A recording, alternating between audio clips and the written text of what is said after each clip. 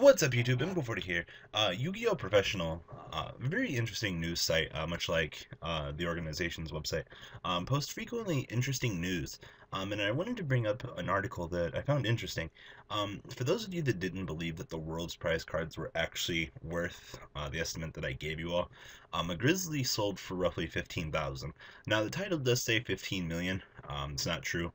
Later down in the article, he talks about how it sold for 15,600.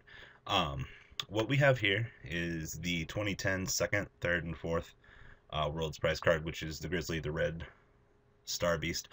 Very beautiful art. It was supposed to signify a relationship, much like Stardust Divinity to Stardust Dragon. Grizzly had the relationship to Red Dragon Archery.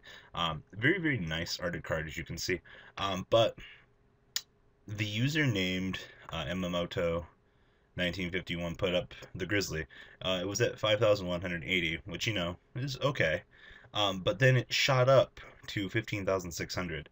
Now, there's only 6 copies of this in the world. Do keep that in mind. But for this card to sell for this much is relatively interesting.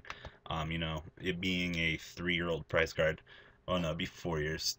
10, 11, 12. Yeah, be 4 years running out now. So for this to shoot out for 15,000 was relatively amazing. I'm not gonna lie. But nonetheless, the world's prize cards do hold some value to the collectors because of their rarity and the extremeness of, you know, there only being 6 in the world for this particular one. So your fun fact is the first place prize card is reprinted as a replica every year for Japanese nationals, or last year was a rare example that the Dark Magician and the Blue Eyes were both reprinted.